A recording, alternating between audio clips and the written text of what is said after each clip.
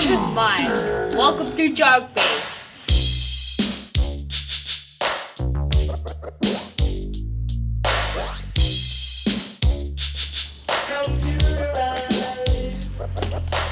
Hi, Mark from MagBay here. It is a wonderful Sunday. It's an off day from the shop, but it's an on day for my wife and I and the Super Sergey to be working in back. So I'll get a little bit of stuff done and I'll get my tail out of here. I just came back from a 6-day trip on the Royal Polaris, and in 3 weeks I will get on an 8-day, which is our annual Red Rooster, hopefully finding Wahoo charter. And so, of course, after finishing a great 6-day, that was wonderful fishing on a good boat, not just a good boat, a great sticking boat with a great crew, I get to do it again. So, life is indeed blessed. And whether there's a woo flu out there or not, it is sure great to be on the water. Just you come back with a good tired. I'm still rocking a little bit. I came back Friday, so you get on the water for a few days and it sticks with you. So sleeping is just a delight still. I get rocked to sleep. But that's not why I'm here. Now, I wanted to talk about Wahoo a little bit. We got some good stuff in while I was gone, and I wanted to talk about it a little bit. Wahoo on the brain. And I'll need to do that Wahoo related video I always thought about doing, one of these days. But right now, thinking Wahoo and thinking trolling. I'm not thinking about bait. I'm not thinking about bombs. I'm not thinking about iron. I'm thinking about trolling for Wahoo. Typically on the back of these big boats, we have 4, maybe 5 trolling positions. And the way a lot of the boats run them, your corners are tight, and then your long lines are down the middle, so they can make their cuts and do whatever. Reality is, most of the long-range skippers have a certain belief system, let's say, on the way they operate for Wahoo. Typically they're moving at a faster trolling speed. For tuna they might be 5 knots, 6 knots, somewhere in that range, less than 7. For Wahoo, most of the skippers are around 10 knots, somewhere close to that. 10 knots is a nominal figure because that may be as the GPS counts, but when you start going opposite current, speeds increase. And so what we find with what's being trolled out there, maybe I predate. In the old days, we'd troll a braid marauder. That's a planing head type lure. Kind of flat on the head, that's where it gets its depth, runs stable, like that. Maybe 6, maybe a little deeper than that, but I'm gonna say 6 to 8 feet down below water. And they'll troll pretty stable. 10 knots, 12 knots, in that range quite effectively. The other things we dealt with would be the big jets. Now these are discontinued now. Ketchy Tackle, this was a 26-ounce spinner jet. They are all gone. Ketchy's not going to make them anymore. They were a good trolling lure. Were they a great trolling lure?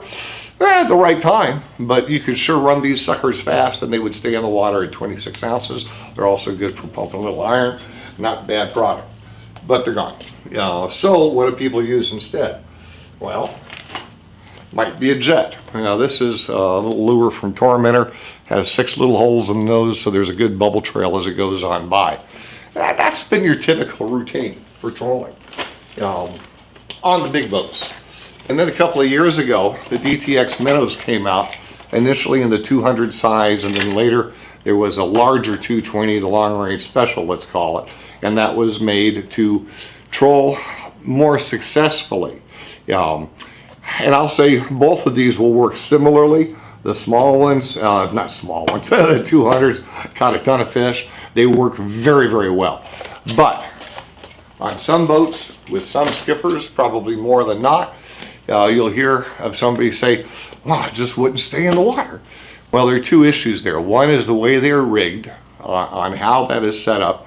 You want that turtle tackle to be as simple as possible. And 2, it becomes an issue in terms of boat speed. Some skippers have their speed. Other skippers are going to check the rear view mirror and make sure things are running well. A skipper doesn't have a rear view mirror. So he's going by his gut and what he thinks the trolling speed should be. So here's the reality. When we're on these big boats with those, let's say 4 trolling positions, the 2 corners are going to be tight, okay? Not much distance out there. The other 2 lines in the middle are way back. Those way back lines should, even with the skipper with a lead foot, they should have the DTX minnow stay down as it should. It should stay down where it should. But the corners can be problematic. And so my recommendation on the corners is to use a planing head type lure. In my own case last year, let's see here, I would be running, or I ran DTX minnow. I ran, the one was in the middle I did. But I fished these guys a lot, the Meg tracks from MagBay. I wanted to give them a try. I got the first Wahoo on the boat with it last year on a, they call it a marlin pattern, I'll call it a Wahoo pattern lure that was a little more purple. My gold one did well. This pink has been a real good color. But they're planing head lures. They stay down where they're supposed to do. The hooks stay oriented as they're supposed to. I like it more than the braid piece. And I better because it's about double the money of the braid. I think it's well worth that. But that's your planing head. What else can you do in the corners?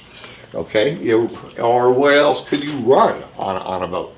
Well, there have been some other trolling lures, but that big 26-ounce catchy's off the plate.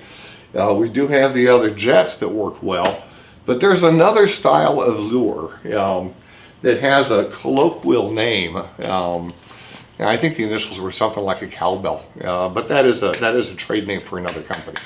MagBay also makes a range of lures like this that would be more typical Wahoo trolling. I'll say typical in an atypical way. As you can see, the heads of these lures are open. They have, basically it's a two-piece design. They make noise and they rattle. Everything is trapped in here so you don't get to hear them as well as you should. And these El Sinceros are available in 3 different sizes. This is 32 ounces. The other 2 models I have up, 16 ounces and 8 ounces. Because of the way that head is, and they're all rigged on 400-pound cable, stainless steel hooks. Looks like 9/0, 8/0 on the sizes of those hooks. These things will do great in the corners. They'll do great in the middle. They are a wonderful lure. Because of that head, they make noise. And I'll tell you, it has been proposed, and I will buy into it, that these things will help attract strikes to the other lures in the spread just because of the noise they make as they're trolling. That's a plus. Whether they get bit on this piece or it attracts strikes to the others, it's a good thing to have out there. If they're all your own rigs on your own boat, that's even better. But on the long range side of things, I would have no compunction whether I was running this one way the heck back or off the corners. I think that would be a real productive way to go. Without going through the frustration of the DTX minnow, especially if you're on one of those boats where the skipper's having difficulty or the crew doesn't like the lure. Again, the purpose of these lures is to catch fish. The DTX minnows catch fish. But it can be more of a hassle on some boats than another, to have them fish effectively. And again, conditions will play into that too. So my recommendation, if you get, if you're fortunate enough to go on a 8-day Wahoo, potential 10-day, even a 12 to 16-day, cow trip, coming back we go for Wahoo. On those trips, I would strongly recommend, don't put all your money into having a half dozen DTX minnows. Have 1 or 2, 2 covers you in case one gets messed up and doesn't run well. And then back that up with a planing head type lure and or one of the jets or El Sinceros within your spread. And depending upon the position you're at on the boat, those different heads are going to do better. Most of the guys that have the money to go for the longer Wahoo oriented trips, they are not depending upon rental gear or the boat stuff. What they're trying to work with, what they should be working with is their own gear. And your lure is going to be better than the boat's gear by far. The condition of your tackle would be better than the rental gear by far. As long as you take care of it reasonably. So I would strongly recommend that course of action. Have your own gear and bring it on those trips, especially at 8 days and more. Less than that, opportunistic on the troll, I understand that.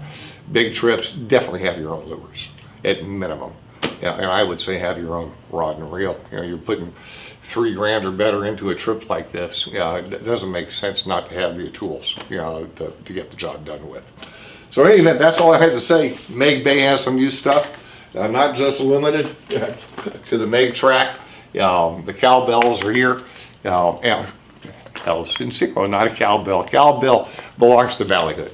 Daryl over at Ballyhood, really, really good guy. Very similar lure in that design. And this is the El Sincero. Thank you very much for watching. We'll have some other products. A lot of new stuff came in while I was gone. Some stuff came in while I was here. We just didn't get a video up. Hopefully I get Sergey to come up and show you some of his Japanese modifications to some of the Daiwa Saltiga lures. We've got the new Daiwa Saltiga lever drags in. Nice pieces. Definitely does something that Daiwa needed to have done. We'll talk about that stuff later. In any event, thanks for watching. We'll check back in later. Mark out.